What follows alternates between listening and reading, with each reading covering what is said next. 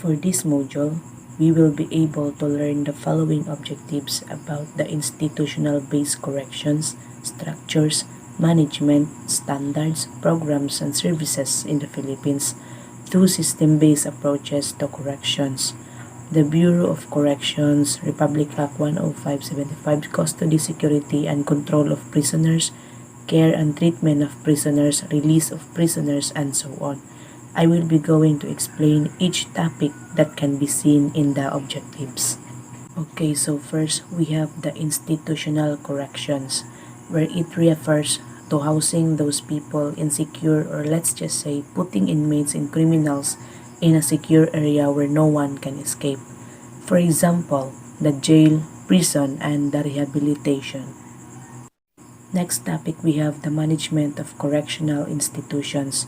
So management of correctional talks about the popular industrial models of management that are only applicable to corrections management. So meaning those only models that suits to the said management. Anyways, this management has its own features of institutions like the bureaucracy, finance, and inmates must be considered in developing a management style.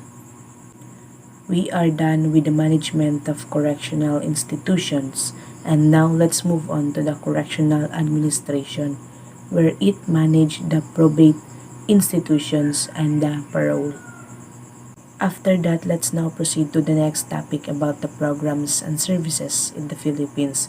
Okay, so when we say correctional services, this refers to any services that talks about the operation of correctional for the offenders, and it includes the clothing, security, programs, the provision of food, and so on. First, we have the BJMP, or the Bureau of Jail Management and Penology program. This type of program are the one who are responsible for supervising and controlling all district, the city, and the municipal jails through personal or online. The BJMP has 4 major programs. First is the PDL Custody, Security, and Control Program. Second, we have the PDL Welfare and Development Program. And the third one is the Decongestion Program. Then the fourth one is the Good Governance. Okay, so first, let's define the PDL Custody, Security, and Control Program. Okay, so these programs enhances the safety and development of everyone in terms of the district, city, and the municipal jails for their reintegration to society. Another thing about the PDL, so it includes the person who are being arrested and detained or who are in jail and so on, that was under by the custody of the government authorities. So we're done with the PDL Custody, Security, and Control Program. And now let's move on to the second one, which is the PDL Welfare and Development Program. Welfare and Development Programs. This time, these programs are set of physical, psychological, intellectual, vocational, and spiritual activities or interventions that facilitate. It is more than developing our own self, the way how we act on that particular scenario, and we can do it through how we socialize with other people. Next is the decongestion program of BJMP. So what does it mean? Okay, so BJMP has created its own Oplan decongestion program that helps those inmates for them to avail what would be the possible benefits of that particular law or and so on. And the last one we have is that the good governance. Okay, here is the question. What does good governance means? Okay, so good governance means that it's considered as an institution that produces results that was applicable for the needs of society while making the best of use of our resources. For the benefits for good governance, one of its benefits was to improve and become more productive our life, like it helps to improve your performance if you're dealing with business things, and that's the time that you'll be able to unlock another opportunities and chances while slowly growing and growing. So those are the 4 majors of programs of BJMP. Next topic, we have the core programs. A. Provisions of basic needs. We as a human, we have our own needs in life, and good example for this would be the meals, the breakfast and the lunch, and also the supper, whereby the PDL under's custody were provided. They provide the potable water is made available to them all the times. Likewise, upon decision, each PDL is issue his or her PDL uniform consisting of the yellow shirt and brown jogging pants. Also, the hygiene. We already know that what it is all about, so it was distributed to the PDL of monthly or quarterly basis. Letter B. Next, we have the health services. In terms of PDL, the health services consist of interventions towards the prevention, promotion, treatment of illness, and rehabilitation. Next is the educational program. The educational program gives a big opportunities to provide the PDL to achieve mandatory education. Next, we have the skills training enhancement program. This program talks about the technical, vocational skills that they can use in seeking employment or starting their own business after release from confinement. Next program is all about the livelihood program. It talks about the income being asked in the interview and in preparation for the possible future that might happen. I know my friend who really I am. Next is the behavioral management modification program. So from the word itself, behavior. So meaning, it focuses on our own behavior like how we interact with our community and society.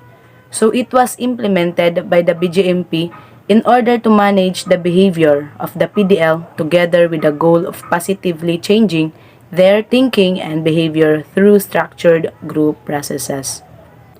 We also have the interfaith program.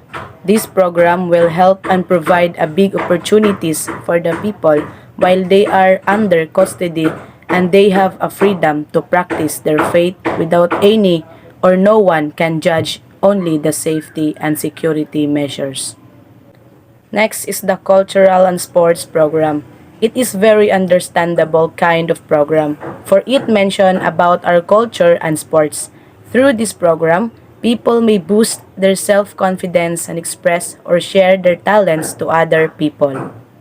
Then the next program, which is paralegal program, was focusing to overcrowding people inside the jail. The e-Dalaw service. This refers to the traditional face-to-face visitation between the PDL and the respective families. Next topic is all about the system approach to correctional institutions. It composed of many institutional as being composed of many interrelated parts then operates together in order to accomplish correctional goals. There are two approaches of correctional institutions. First is the institutional-based treatment program. The importance of the purpose of institutional treatment are to increase motivation, to avoid reoffending, and to develop the self-management skills necessary for them to achieve this goal. And the second one is the community-based treatment program, or also known as the community corrections programs, are probation and parole. The purpose of community-based treatment program. So, the purpose of community corrections is to reduce correctional in terms of having an overcrowding inside the jail, and at the same time, they also prioritize the public safety at a lower cost. The next topic is all about the Bureau of Corrections, Republic Act 10575 or the Republic Act number 10575. This was responsible for the Bureau of Corrections or BUCOR that provides funds. Since I have mentioned about the Bureau of Corrections, I will be discussing the role of Bureau of Corrections. So there are the one who cater the long-term kind of imprisonment. For example, a sentence that lasts more than 3 years. The mission of Bureau of Corrections was to protect the public in order to avoid such possible crimes, together with the help of stakeholders, as they provide a persons under custody opportunities for reformation, decent environment, and secure settings. And another thing The Director of Bureau of Corrections was General Yusek Gerald Kitaleg Bantag. Going back to the Republic Act 10575, it was signed by President Benigno Aquino III on May 24, 2013 in order to address the root causes of persistent issues. Since I mentioned about the mission of Bureau of Corrections, they also have a vision, where it stated there that they will improve the national prisons like the rehabilitation of inmates that will bring them back into the mainstream of society as useful citizens of the country. Next topic we have the customer security and control. So this type of program was designed for prisoners during his or her release for that particular prisoners have an opportunity to develop and know more his or herself. Next topic is all about the release of prisoners and under to its topic was the parole. So what does parole means? Okay, so parole means releasing prisoners inside the prison, but that only happens after serving the minimum period of prison sentence. Just like what I have mentioned a while ago, that the sentence of prisoners serving 8 or more than years. Another thing, we also have probation. So probation was somehow similar to parole, but their difference is that releasing by a court if that particular person found guilty of a crime. The next topic is all about the Good Conduct Time Allowance or the GCTA. This refers to the prisoners who show a good conduct or behavior, and it was started in August 2019 involving the employees of the Bureau of Corrections or BUCOR. Then we have the disciplinary action. So from the word itself, discipline, meaning this topic was all about disciplining in terms of its conduct role and so on. So there are 3 types of discipline. First, we have the preventative discipline, meaning this kind of discipline was all about practicing how we act about the discipline in order to avoid or prevent such bad actions. Next is the supportive discipline. It is usually a verbal warning or a suggestions for the correction of behavior, so meaning the supportive discipline was more on verbal than actions. Then the last one is the corrective discipline, meaning if you are not having a good discipline, that's the time that the corrective discipline will need to adapt it to yourself. RA 6975, Amendment 6975 was amended by Section 14 of RA number 8551 that provides the minimum educational qualification for appointment into the PNP shall be a formal baccalaureate degree from a recognized institution of learning. The purpose of RA 6975 and RA 8551 is the agency in year 1987 Constitution and the major police reform laws. The author of RA 6975 for the law enforcement would be the Philippine Criminal Justice System, then followed by the PNP law and implementing rules and regulations Republic Act number 6975, authored by Cirilio M. Trajo, the Philippines. Those are the authors of RA 6975. Another act is the Republic Act number 9263. This type of act can also be called as BFP or Bureau of Fire Protection and Bureau of Jail Management and Penology, professionalization on the Act of 2004. Let's now proceed to the Regional Rehabilitation Center for Youth.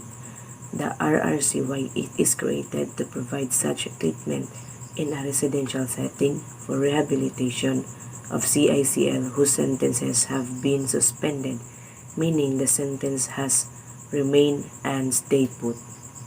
Another thing would be the child and youth welfare, meaning this was referring to the child and the welfare of youth protection, their social adjustments, total growth and development, and it has 3 main goals through promoting the well-being of children by ensuring safety, achieving permanency, and strengthening families. Then the death row.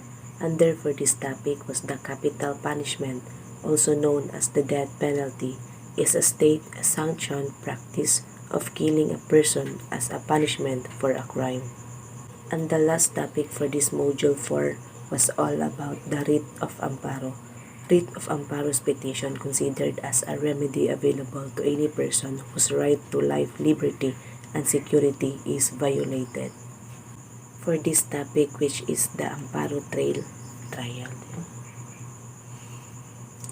For this topic, which is the Amparo Trial, the process or trial of amparo, it is the jurisprudence that has systematized the fundamental rights of constitutional protection. So those are the topic regarding Module 4. Thank you, and once again, good day.